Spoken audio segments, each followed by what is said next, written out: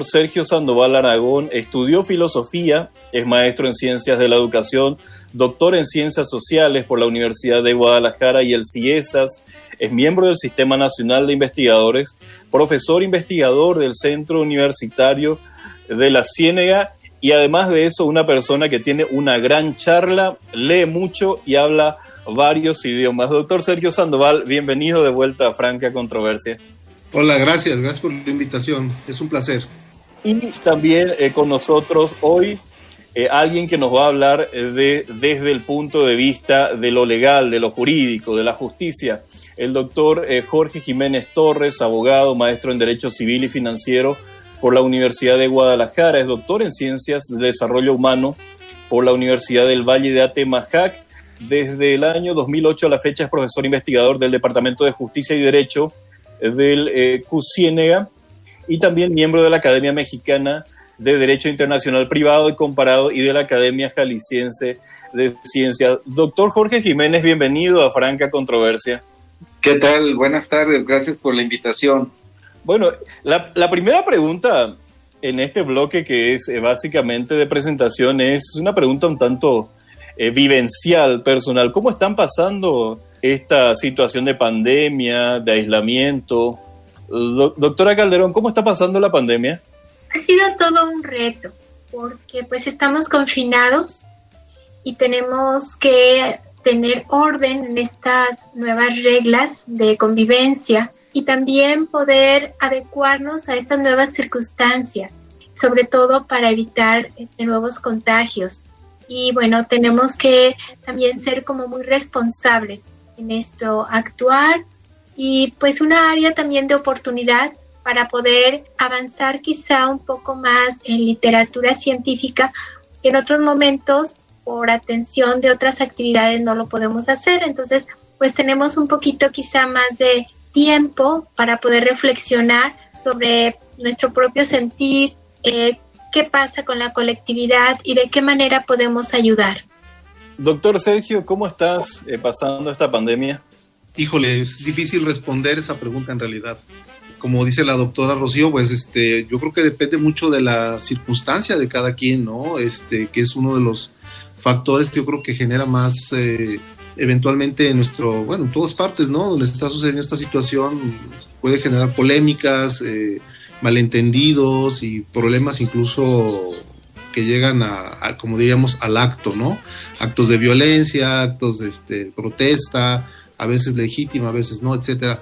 Es muy diferente la situación de cada quien. En lo particular, pues yo pienso que inevitablemente saca uno como un balance, ¿no? De algunas inesperadas virtudes, completamente inesperadas, efectivamente.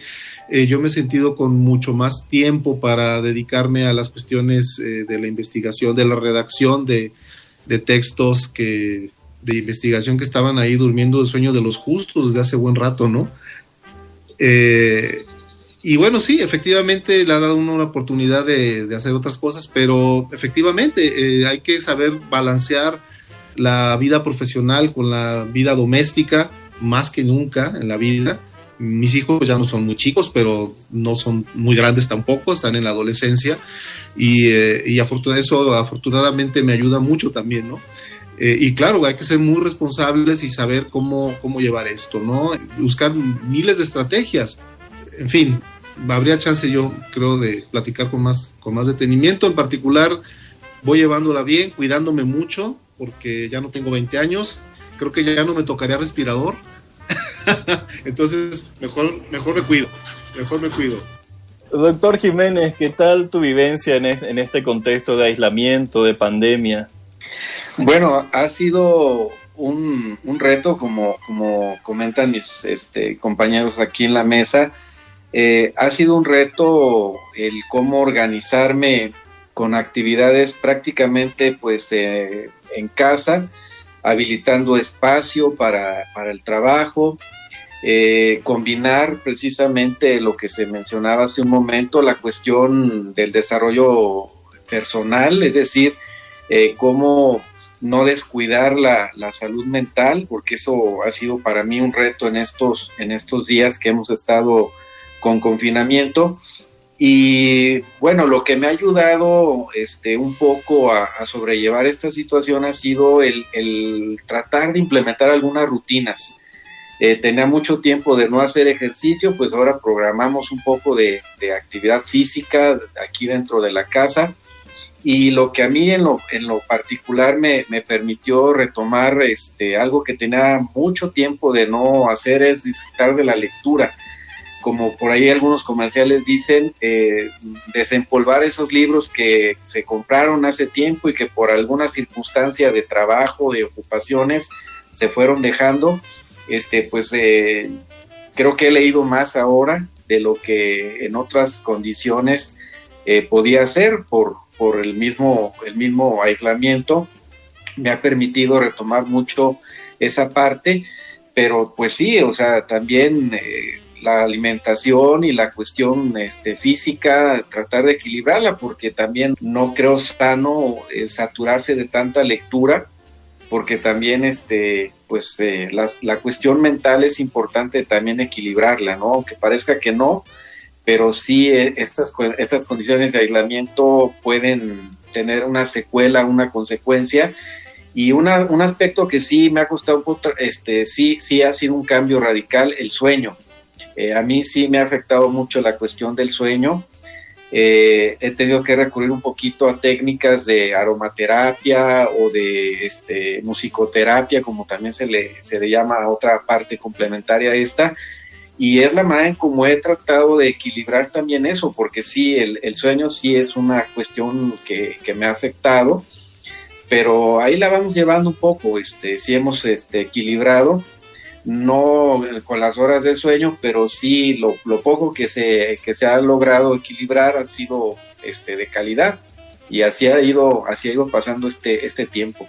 Estamos en franca controversia, estamos hablando con el doctor Jorge Jiménez, el doctor Sergio Lorenzo Sandoval y la doctora Rocío Calderón García, quienes nos están contando sobre su vivencia, pero en el segundo bloque, a la vuelta de este corte de estación, vamos a hablar un poco sobre el impacto que está teniendo esta pandemia en los grupos sociales y vamos a empezar hablando de los vulnerables. Hacemos nuestro primer corte de estación y enseguida continuamos aquí en Franca Controversia. No te despegues, estás escuchando Franca Controversia.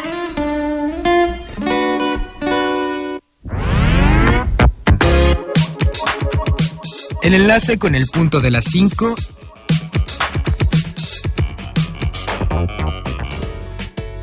es en red. Enlace 5, Radio Universidad de Guadalajara en Ocotlán. Una radio para todas y todos.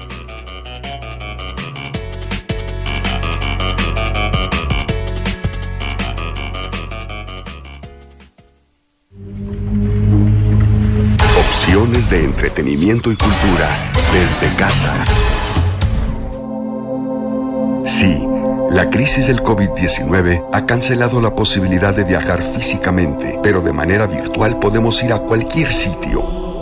Por ejemplo, el Museo del Vaticano ofrece tours virtuales a sitios emblemáticos que albergan grandes obras maestras de la humanidad como la Capilla Sixtina, las estancias de Rafael, el Museo Pío Clementino y varios más.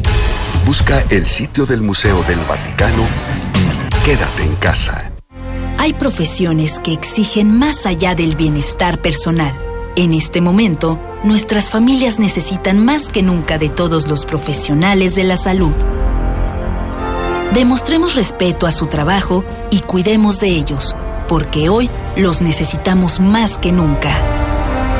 No agredas a quien mañana puede tener tu vida en sus manos. Radio Universidad de Guadalajara.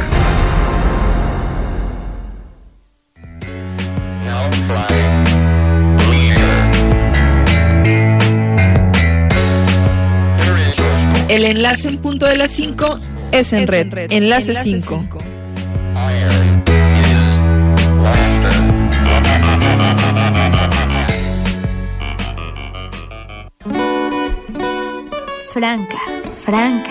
Franca Controversia. Regresamos.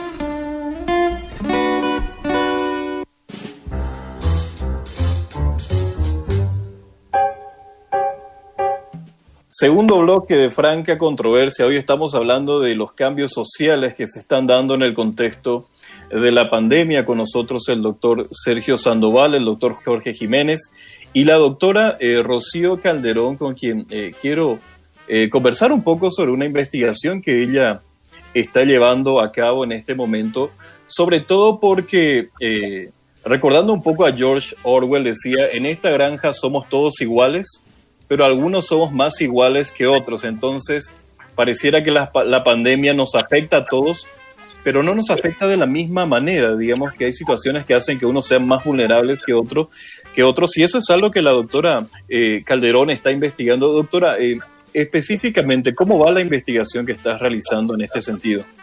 Yo te agradezco. Estamos tratando de apoyar a estos grupos vulnerables, como tú lo has señalado, e indagar a través de su propia percepción cómo están ellos también viviendo esta realidad que nos aqueja a todos a nivel de salud pública, especialmente con los grupos migrantes y las comunidades indígenas. En este sentido, realizamos un primer acercamiento a través de una encuesta de opinión, donde dábamos cuenta primeramente cómo se perciben ellos en estos momentos, en estas condiciones tan difíciles, porque algunos de ellos están incluso en situación de calle. En ese sentido, pues también hemos tenido la oportunidad de tener un contacto con una red para comunidades indígenas, donde se les está pudiendo ayudar a través de despensas y con algo también de ropa, para que ellos de alguna manera estén en mejores condiciones, aquellos que están aquí en la ciudad, que de alguna manera están vendiendo su artesanía. Entonces, bueno, para ellos es una situación doblemente de riesgo. Por un lado está la crisis sanitaria y por otro el problema económico, porque no tienen la posibilidad de hacer aquellas ventas que tenían programadas dentro de su artesanía. Por otro lado, en comunidades ya rurales también vemos que lamentablemente a nivel nacional ya se ha dado el deceso de más de 200 indígenas. Ellos, de alguna manera, pues en sus regiones es muy difícil el poder tener el servicio de salud de una manera más pronta. Algunos de ellos tienen que caminar 2-3 horas para llegar a un primer contacto de salud. Y de ahí incluso algunos se tiene que pedir alguna avioneta para poderlos trasladar ya en situación de gravedad. Por otro lado, algo que puede ser una área de oportunidad, conociendo su cultura, es la medicina tradicional y el respeto que tienen ellos a su naturaleza. También estamos indagando sobre estas plantas de uso medicinal que de alguna manera ayudan cuando son síntomas muy iniciales, y para aquellos pacientes que no estén comprometidos en su salud, poder paliar más los síntomas, ¿verdad? Más allá de un paracetamol, y que les permita también tener antioxidantes, antiinflamatorios, ¿verdad? Entonces ellos utilizan mucho los tés, y en ese sentido también estamos investigando qué tipo de hierbas medicinales están recurriendo ahora para poder atender en temas de salud. Ellos también, hay una comunidad náhuatl en Tuxpan, y ellos nos relataban de alguna manera que cuando se les ha vacunado por el tema de la influenza a grupos de ancianos que son frágiles, han desarrollado la enfermedad, incluso algunos han muerto. Entonces se ocupa tener también políticas públicas orientadas a estos grupos. En el caso de los migrantes, pues ellos también están ahorita pasando una situación muy crítica.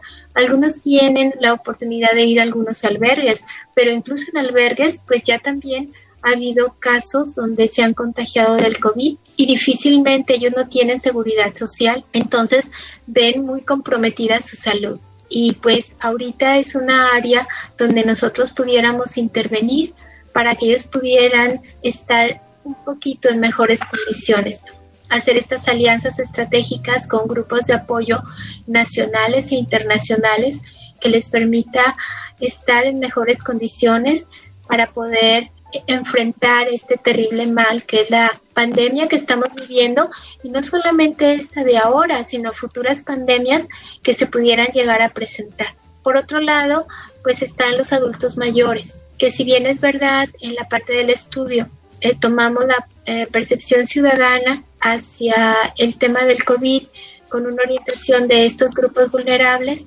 inicialmente, pues también sabemos que las personas de la tercera edad o mayores de 60 y más corren también mucho riesgo por enfermedades asociadas crónico-degenerativas, por lo cual también se tiene que tener mucho cuidado y vigilancia, incluso en los asilos, que ya también observamos que se han dado brotes y que algunos pacientes incluso han fallecido dentro de los mismos. Entonces, estar vigilando también qué tipo de cuidados tienen, cómo los están aislando, qué tipo de terapia les están dando, cómo están cuidando su salud, su estilo de vida, para que puedan estar en mejores condiciones de afrontar esta pandemia. Y dentro también de los grupos vulnerables, consideramos las personas que tienen algún tipo de discapacidad. Nos estamos orientando hacia los grupos que son con discapacidad visual, que son ciegos o son débiles visuales. A ellos también estamos tratando de hacerles llegar información para que ellos estén en mejores condiciones de salud, dado que, bueno, tienen que estar atendiendo a las disposiciones de la Secretaría de Salud, pero tienen que tener una red de apoyo. Y en ese sentido, pues, va también esta investigación.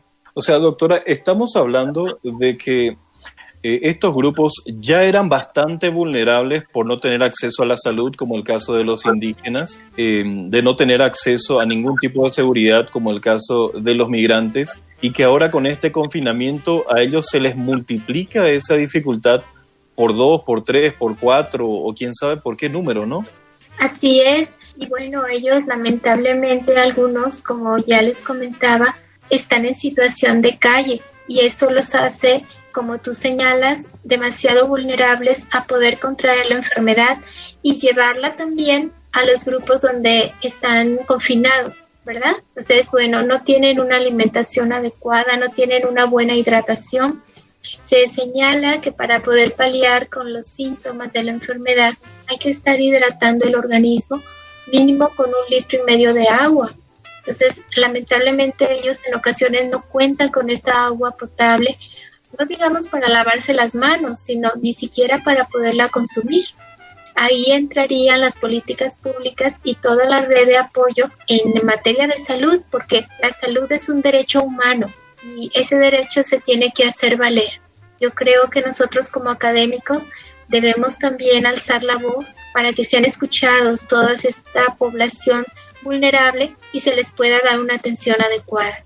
Así duro lo que nos cuenta la doctora Rocío Calderón García sobre lo que está pasando con los grupos vulnerables que tienen problemas de acceso no solo a la salud y a los servicios más básicos, sino inclusive al agua para beber. No hablamos de agua para lavarnos las manos.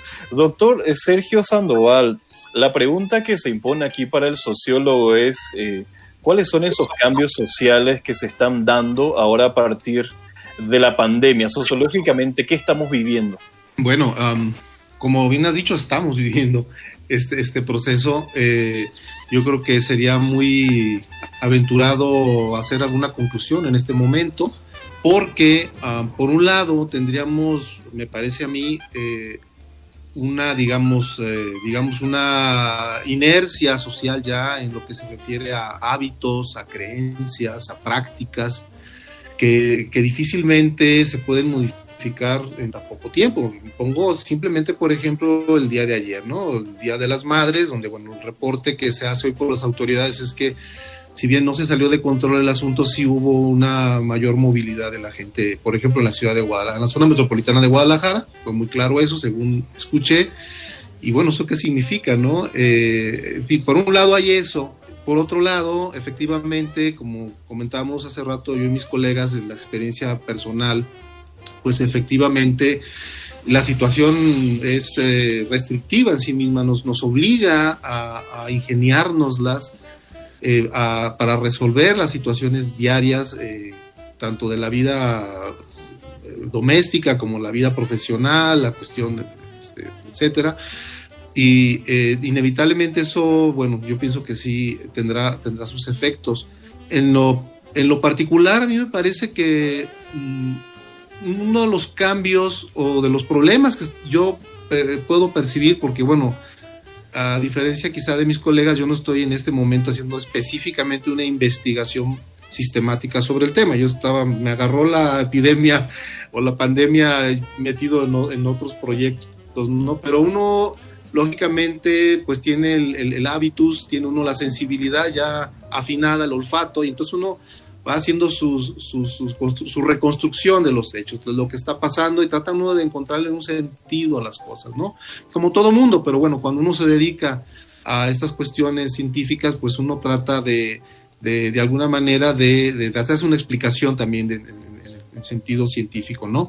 El problema que yo estoy notando ahorita, antes de que hagamos el corte, pues quizás después pueda continuar, es en términos cognitivos, lo que llamaríamos de la cognición a nivel social, porque me parece que es una situación que está imponiendo a los diferentes grupos sociales de edad y de cuestiones de capital cultural, una serie de problemas de comprensión a nivel cognitivo de qué es lo que está pasando, ¿no? Y eso tiene muchas repercusiones.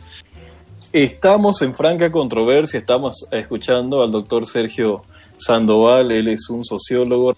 También nos explicaba la doctora Rocío Calderón la situación de grupos vulnerables que están enfrentando la pandemia. Vamos a hacer nuestro segundo corte de estación y a la vuelta vamos a hablar un poquito más del problema cognitivo y vamos a ver cómo está la justicia también ante la pandemia. Segundo corte de estación y enseguida continuamos en franca controversia. Regresamos. Franca controversia. Transmite XHUGO 107.9 de FM. Radio Universidad de Guadalajara en Ocotlán.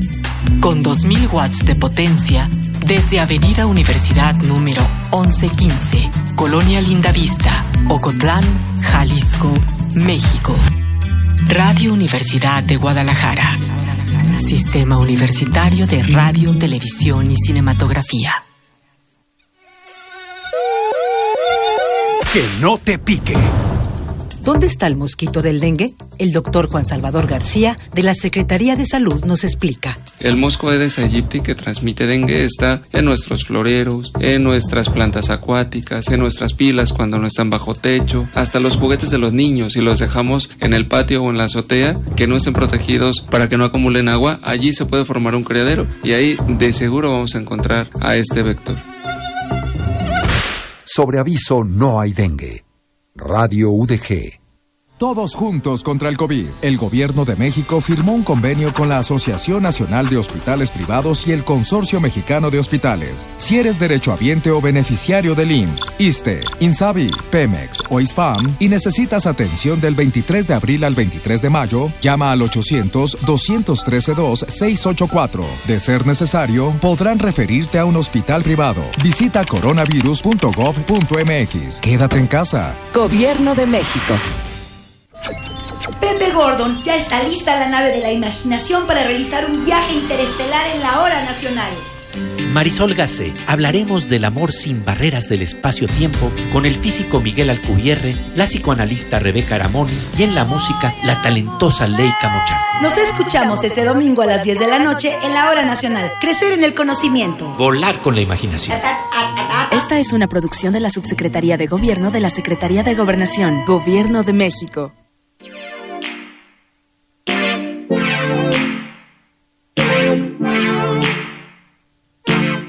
El enlace en punto de las 5 es en red. Enlace 5.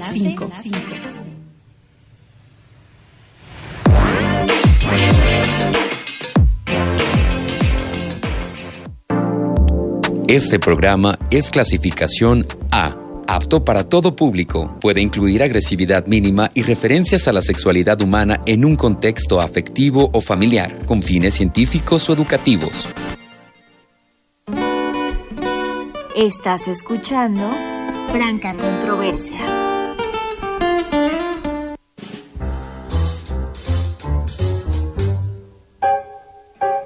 Tercer bloque de Franca Controversia. Estamos hablando hoy sobre los cambios sociales que se dan en el contexto de la pandemia. Escuchamos a la doctora Rocío Calderón García sobre la difícil situación que afrontan grupos vulnerables como las comunidades indígenas, como los migrantes que no han parado de migrar pese a la pandemia, como los adultos mayores o como las personas que tienen algún tipo de discapacidad y que deben enfrentar esta situación con mucha más dificultad que los grupos que no son precisamente vulnerables.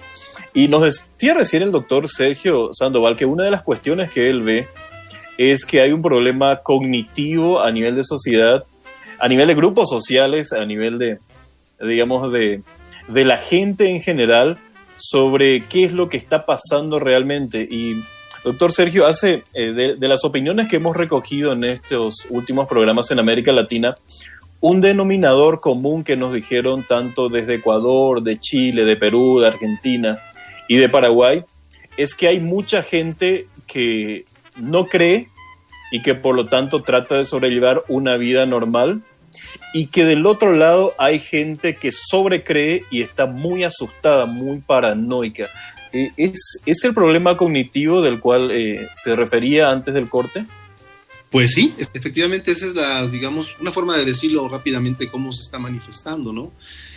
El asunto es, desde el punto de vista científico, social, tratar de explicarlo, por qué sucede, ¿no? ¿Qué es lo que está pasando también en ese nivel? Porque encontrar explicaciones nos va a permitir, como decía bien la doctora, no será la última pandemia que vamos a vivir. Ya hemos tenido otras antes, incluso menos de 10 años habíamos tenido otra, no fue como esta, pero la hubo, etcétera. Y hay que tener elementos también de este tipo para saber cómo afrontarlos, ¿no? Mira, ¿qué es una epidemia? ¿O qué es una pandemia? Inmediatamente pensamos, es una enfermedad, ¿no? Algo que se contagia y que nos puede hacer mal, o con suerte no nos pasa de lado y ni cuenta nos damos. Pero visto de forma más estricta, una pandemia, una epidemia es una construcción científica. Si uno revisa rápidamente lo que ha sido la historia de la estadística y la historia de la probabilidad, que son dos ramas, dos disciplinas matemáticas, una aplicada y la otra más teórica, uno se da cuenta y uno se sorprendería de lo reciente que es la noción de conjunto de conceptos que todos los días se nos dan en los medios de comunicación, básicamente las conferencias diarias de las autoridades en esta materia. Y yo las veo y digo, bueno, yo sí entiendo, ¿no? Capto perfectamente, hasta donde sé yo del tema, alcanzo a entender qué es lo que está pasando, pero conceptos tales como aplanar la curva, realmente, si tú lo reflexionas bien, incluso quienes lo comprendemos, aunque sea medianamente, no tenemos idea de lo que a la humanidad, por decirlo de una forma muy simple, le ha costado llegar a esos constructos, ¿sí? Conceptuales para poder explicar una realidad. De manera que los conceptos estadísticos, como el caso de pandemia, es una construcción estadística finalmente, ¿no? Se necesita tener toda una serie de recursos cognitivos para comprender realmente lo que está pasando, ¿no? Bueno, ese será por un lado, y habría que poner mucho al respecto de parte, sobre todo las autoridades educativas en el futuro, para que comprendamos, el común de la población comprenda mejor ese tipo de conceptos. De otra manera, me parece que sociológicamente, y esto lo hemos discutido antes, Héctor, uno en un medio de comunicación se lanza un mensaje y uno tiene la ilusión, que es una ilusión, de que ese mensaje lo va a entender igual todo mundo, y no es cierto, es totalmente falso. El comunicador, el mercadotécnico lo sabe perfectamente cuando se hacen segmentaciones de población, ¿sí? El mismo mensaje no va a ser comprendido por todos o no va a ser comprendido igual por todos, ¿no? Yo sé que no estamos tan de plano perdidos en ese asunto, porque ha habido buenas opciones de difundir información dirigida a niños pequeños, a jóvenes, a la población en general. Ha habido diversificación, y también tengo entendido, porque escuchaba recientemente en otro programa de Radio Universidad, el trabajo que se está haciendo con indígenas, ¿verdad? De manejar información en sus diferentes lenguas indígenas. Entonces, estas estrategias existen, no digo que no existan, pero en realidad pienso que es uno de los problemas, ¿no? Que tenemos que enfrentar en este momento, entender por qué pasa esa mala comprensión. Yendo al tema de la creencia, de creer o no creer, pues es otro tema verdaderamente, por un lado, fascinante y por otro lado muy, muy preocupante, ¿no? Porque la dicotomía o la separación entre creer y saber, digamos, el científico sabe, ¿no? Y el común de la gente o el científico, cuando no está de científico, cree cosas, ¿no?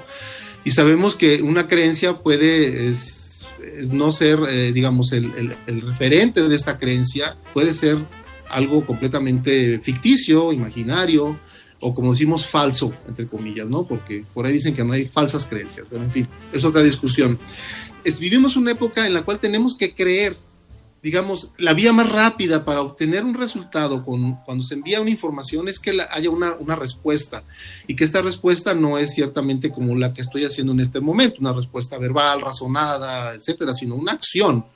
Esperamos que la población en este caso actúe de una determinada manera que ayude a resolver, a que pasemos este fenómeno que estamos viviendo. Pero, ¿cómo hacerlo? Hay que apelar a otros mecanismos cognitivos que lamentablemente no son necesariamente los de la comprensión propiamente dicha de lo que está pasando.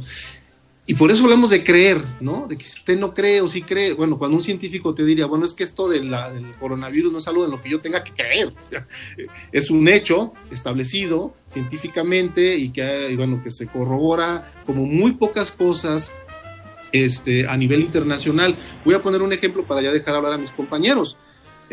Cuando un astrónomo hace un descubrimiento, lo que se hace inmediatamente es comunicarlo, y otros astrónomos en otras partes del planeta tratan de verificar este hallazgo, este descubrimiento, ¿sí?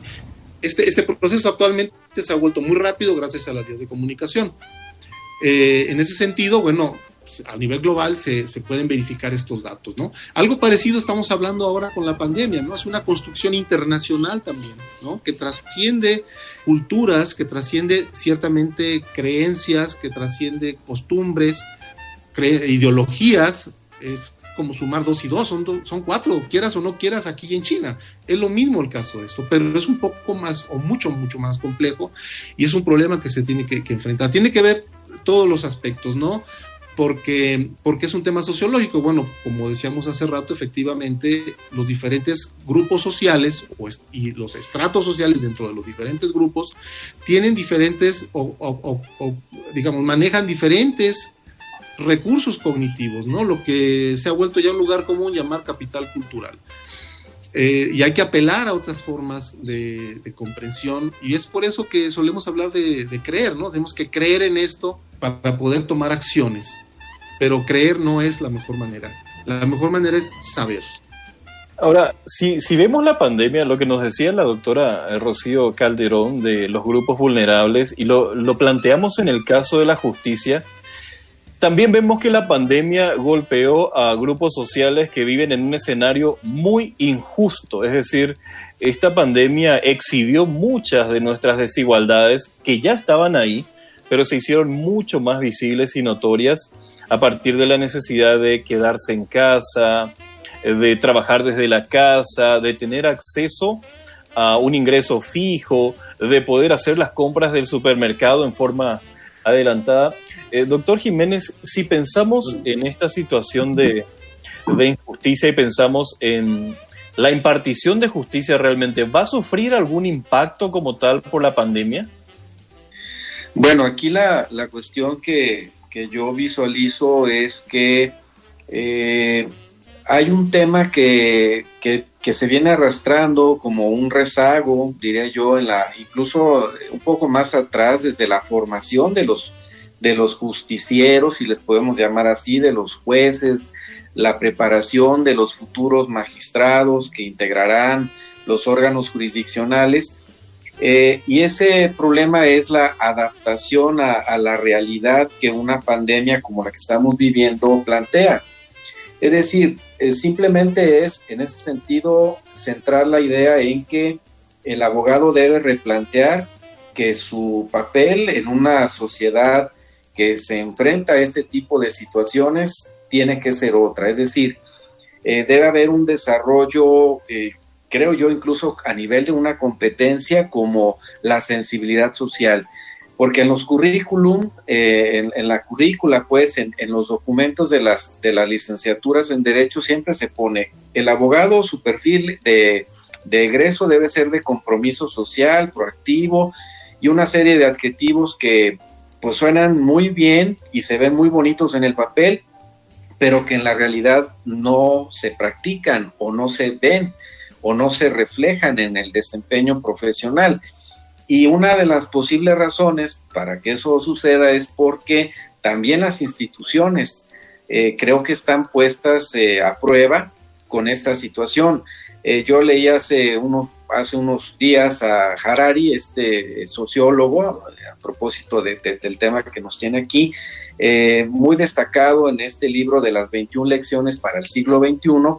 Él comentaba que este tipo de situaciones, cuando se trastoca un orden o una inercia que la sociedad lleva, pues en particular en el modelo liberal que tenemos, en lo económico y en el modelo democrático, plantea dos escenarios, decía él: o se fortalece la sociedad civil o se endurece el Estado autoritario. Si lo vemos desde que empezó esto, finales de febrero, que se empezaron a dictar las medidas, el problema de la justicia en México tiene que ver o nos lleva, como decía hace un momento, a la inercia que se viene arrastrando. Plantea esta pandemia la necesidad de fortalecer el Estado de Derecho, y no es nuevo lo que estoy diciendo, se ha venido diciendo ya prácticamente, por lo menos desde hace un lustro, de que es un imperativo fortalecer el Estado de Derecho. Yo, por ejemplo, en este sentido diría que hay 4 puntos que esta pandemia está planteando en ese sentido para nuestra sociedad, para nuestro país, para el sistema político, las instituciones. Primero, si el orden jurídico realmente establece límites al poder gubernamental, si esto realmente hace palpable, visible la ausencia de corrupción, si tenemos un gobierno abierto, y también, por último, un cuarto factor que mide si ese Estado de Derecho es sólido o es frágil, si se respetan o se garantizan el respeto a los derechos humanos. Y de lo que se ha venido comentando hasta este momento, si la audiencia se ha dado cuenta, estamos hablando en el punto central de un problema muy grave, en mi opinión como abogado. El derecho fundamental a la salud es el que no se ha respetado. O sea, es el que no tiene, digamos, las bases jurídicas y políticas de una efectiva tutela. Si realmente tuviéramos una protección efectiva al derecho humano a la salud, pues no estaríamos controvirtiendo o dudando o discutiendo sobre si el Estado tenía la capacidad de atender en los hospitales, si era necesario llegar a un confinamiento extremo como el que estamos viviendo. Y en paralelo, yo cerraría la idea para que ustedes vean cómo esto del Estado de Derecho sí es un aspecto que pega directamente a la justicia. Yo considero que el tema de la pandemia puso, digamos, en crudo, develó con todos los matices crudos que esto tiene, pues que hay un Estado autoritario, que no se sigue el proceso constitucional, el procedimiento, el mecanismo que señala el artículo 29 de nuestra Constitución. Es decir, quien debería dictar las medidas de aislamiento y de restricción, que en el fondo, pues, voy a ser no políticamente correcto con la expresión, pero esto implica un toque de queda, matizado si ustedes quieren, pero es un toque de queda a final de cuentas, de aquellas dictaduras que tanto se satanizaban de la década de los 70 en América Latina. Bueno, pues es un toque de queda, si ustedes quieren, matizado, con sutilezas, con dirá Alex Crigelmo, con un lenguaje pues no tan directo ni tan agresivo, pero en el fondo es eso. Y el Congreso de la Unión es el que debe dictar ese tipo de medidas. Por eso decía que es muy peligroso que si la consecuencia de esta pandemia no nos lleva a la reflexión a los abogados de que las garantías individuales y los derechos humanos van a repercutir en el aparato de justicia. ¿Por qué? Pues porque si no hay ese gobierno abierto, es decir, de una clara división de poderes, donde por ejemplo, que decía la doctora Rocío, si un grupo vulnerable considera que su derecho a la salud está siendo conculcado, ¿en qué sentido? Por ejemplo, en que no hay medidas claras, no hay una política de salud bien definida para estos casos de emergencia, como el presidente o el gobernador de un estado de manera unipersonal, a criterio y a lo que se entiende o para los fines políticos que pretendan, dictan medidas sin tomar en cuenta que para eso hay un órgano legislativo, un Congreso, que es, en el caso del ámbito federal, es el que debe dictar esa supresión, bajo qué modalidades, temporalidad, en qué aspectos, qué derechos se ven limitados o restringidos en su ejercicio. O sea, yo creo que aquí no estaríamos en desacuerdo que sí, el derecho a la salud en el sentido de no contagiarse o no contagiar a otros, creo que ese sí es un valor que se tiene que salvaguardar, pero lo que a mí me preocupa es que se utilice ese discurso para encubrir maniobras como las que se han venido haciendo de dotar de mayor poder al presidente en el sentido, por ejemplo, de manejo presupuestal, de modificar leyes. Creo que son situaciones que no tienen una sensibilidad al problema social y económico que se tiene y el que se va a venir, con ese tipo de medidas. Por eso sí me preocupa a mí como abogado que los tribunales, si bien en principio pueden recibir las demandas de amparo, que sería el mecanismo ideal para defender ese derecho conculcado, el derecho humano a la salud, yo le comentaba a algunos compañeros investigadores, decía, pues sí, pero yo quiero ver qué tribunal de estos que están en guardia, que reciben amparo, sí me van a conceder una suspensión, pero la suspensión esa provisional, el quédate quieto, hazle acaso, permítele abrir su comercio, eso es temporal, es una medida provisional. La medida interesante es que el amparo se conceda, es decir, la tutela efectiva de ese derecho humano a la libertad de trabajo, a la libertad de empresa, a muchos derechos que creo que se están conculcando. Y lo peligroso, si esta experiencia no nos hace reflexionar en las consecuencias que va a tener, lo peligroso es eso, insisto, que de por sí el frágil y muy, diría yo, afectado Estado de Derecho que tenemos, lo peligroso que puede ser eso, como decía Harari, o nos fortalecemos como sociedad civil, o sea, construimos ciudadanía, o pues vamos a seguir con este esquema peligroso de un Estado que endurece sus medidas y que, como lo hemos venido viendo, con un fin que es legítimo, nadie lo discute, adopta medidas que son muy peligrosas de el ejercicio, creo yo, a veces abusivo de ese poder de determinar, por ejemplo, el confinamiento de la sociedad. Estamos en franca controversia, estamos hablando con el doctor Jorge Jiménez, con el doctor Sergio Sandoval y con la doctora Rocío Calderón, quienes nos están exponiendo distintas visiones sobre la pandemia. Hacemos el último corte de estación y volvemos aquí en franca controversia. No te despegues, estás escuchando Franca Controversia.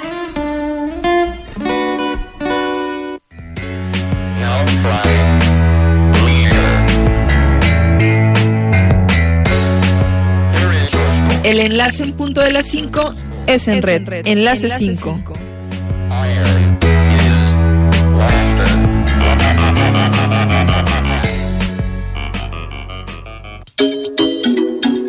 Si puedes, quédate en casa. ¿Cómo es el uso adecuado del cubrebocas? Escuchemos a la doctora Gabriela Macedo Ojeda, jefa del Departamento de Salud Pública del CUCS. Para retirar el cubrebocas hay que tomarlo por las cintas elásticas, manteniéndolo apartado de la cara y de la ropa una vez que lo quitemos, y es importante desecharlo inmediatamente en un bote con tapa también podría ser en una bolsa de plástico cerrada, o si es el caso de que sea reutilizable, como los que hemos estado elaborando en casa, habrá que lavarlo enseguida. Finalmente, habrá que lavar muy bien las manos con agua y jabón o aplicar gel antibacterial. Los cubrebocas no deben ser compartidos con otras personas.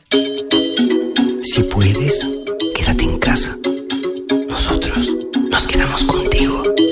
Radio Universidad de Guadalajara. Los hospitales civiles y la Universidad de Guadalajara ofrecen su apoyo humanitario gracias al modelo Radar Jalisco, que permite hacer más de 500 pruebas diarias para detectar el COVID-19 con 4 laboratorios especiales, 2 de ellos ubicados en las unidades hospitalarias Fray Antonio Alcalde y Dr. Juan Menchaca, uno en el Centro Universitario de Ciencias de la Salud en Guadalajara y otro más en el Centro Universitario de la Costa en Puerto Vallarta. También se instaló un call center las 24 horas con el número 3335 40 3001. Reconocemos el esfuerzo de voluntarios y especialistas en la comunidad universitaria.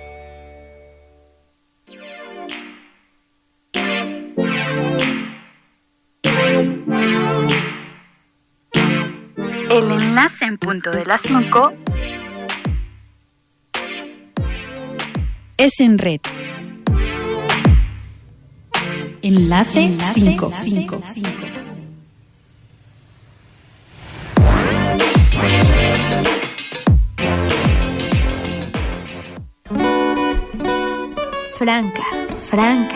Franca controversia. Regresamos.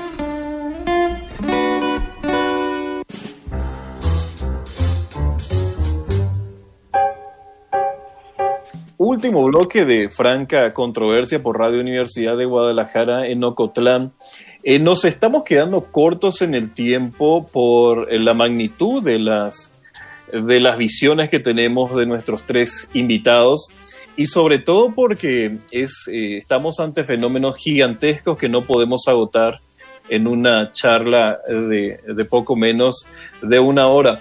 Pero el doctor Jorge Jiménez me estaba hablando recién de los profundos cambios que está sufriendo el Estado de Derecho, y mi pregunta, tratando de buscarle el ángulo optimista, es: ¿tenemos condiciones para mejorar el Estado de Derecho y la impartición de justicia después de la pandemia? Yo quisiera partir de lo que algunos le llaman la psicología positiva, es decir, verle lo bueno al contexto que no lo es. En este caso, yo considero que se puede trabajar, se puede insistir en el fortalecimiento del Estado de Derecho, pero eso va a implicar necesariamente, desde mi óptica, que se construya ciudadanía, y es un tema que se ha venido postergando.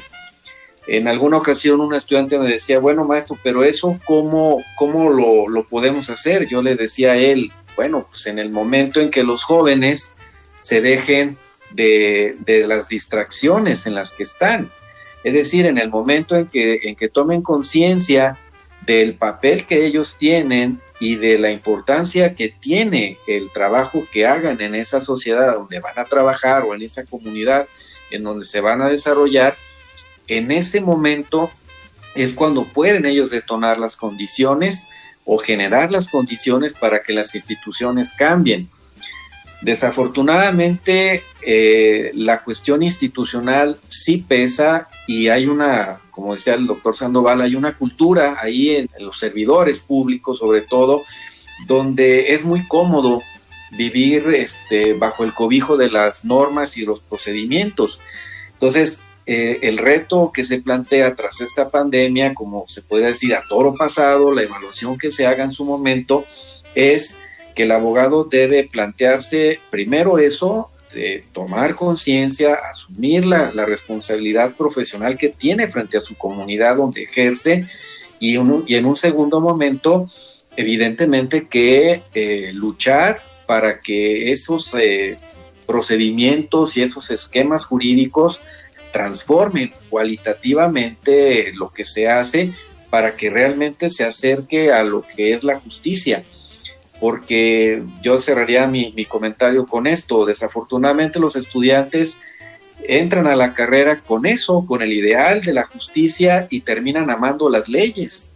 Y no, o sea, cuando las leyes y la justicia entran en conflicto, decía Eduardo Couture, debes de optar por la justicia.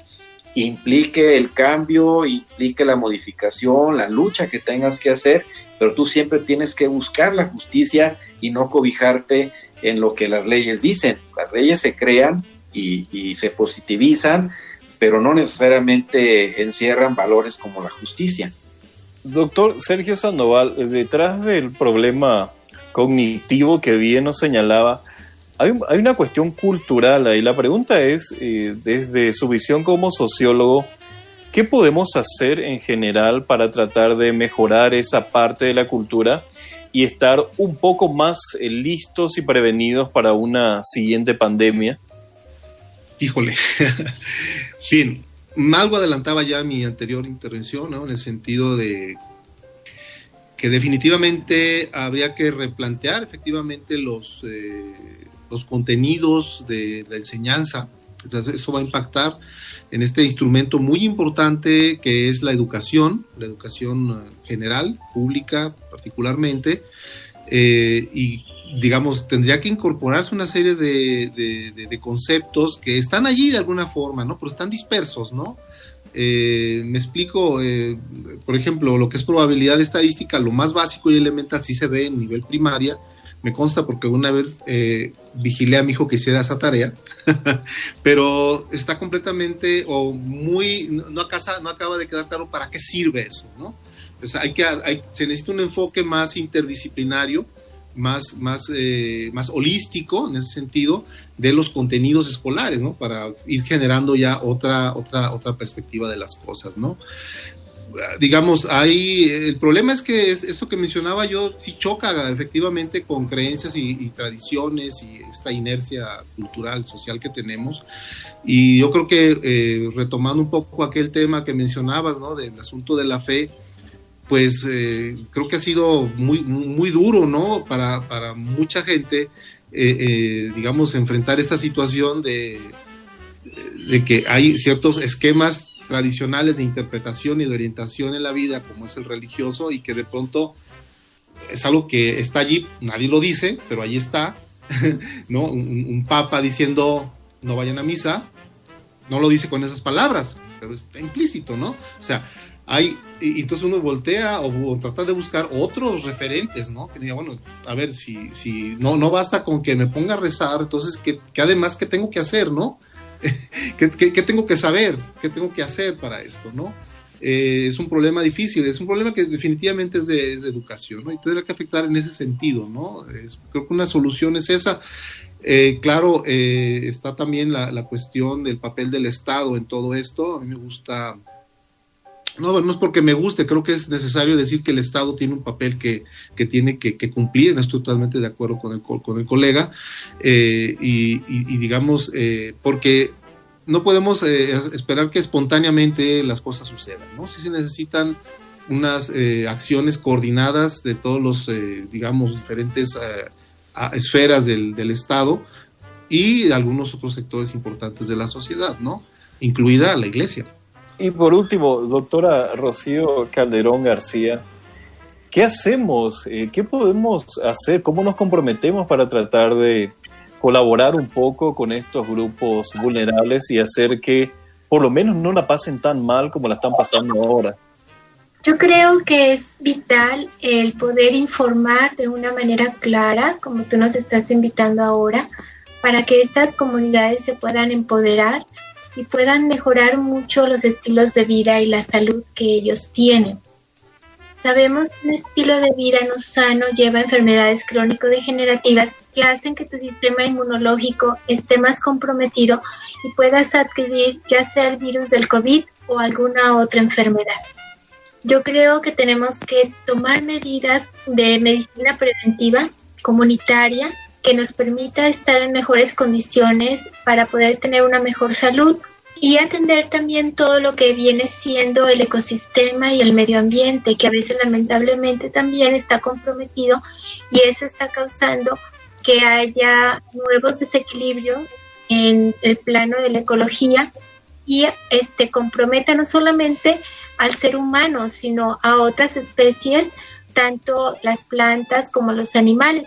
Y bueno, yo creo que las comunidades en sí mismas se están organizando, están tratando de ser resilientes y de alguna manera están tratando de salir avante.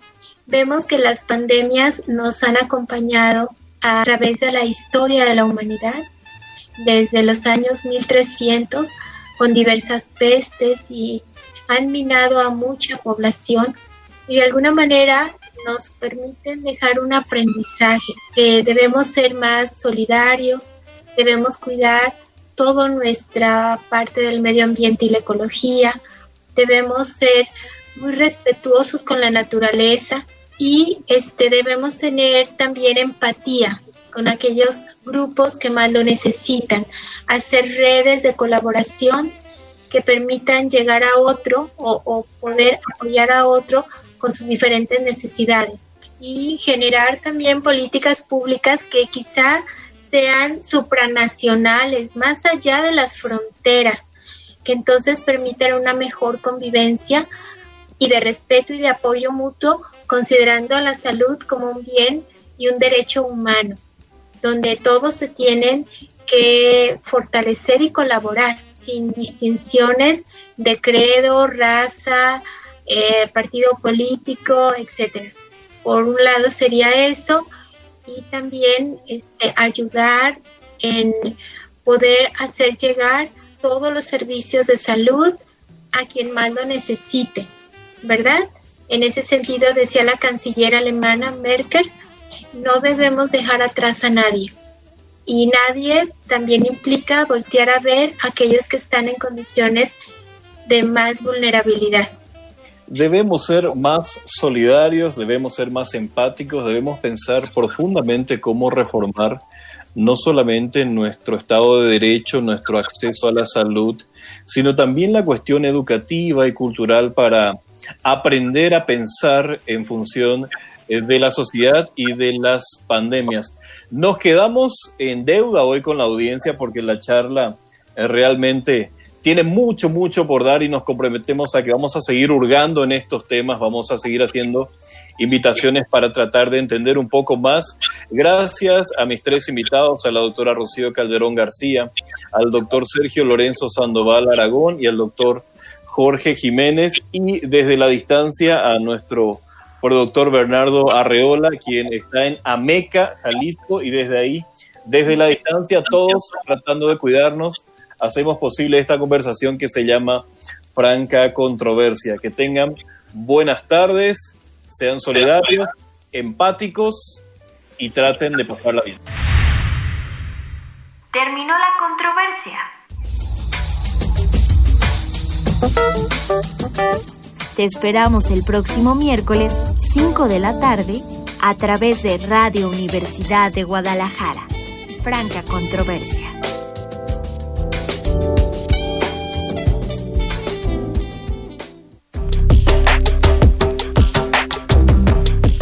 Enlace con la información, el conocimiento, la música, el análisis.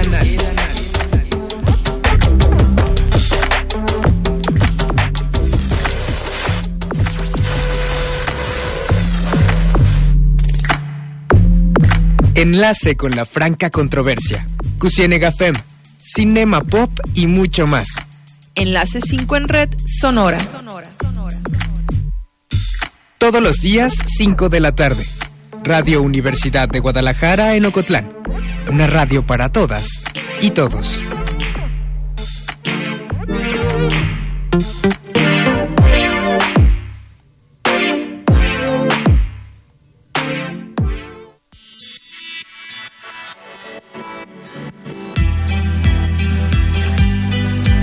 Transmite XHUGO 107.9 de FM.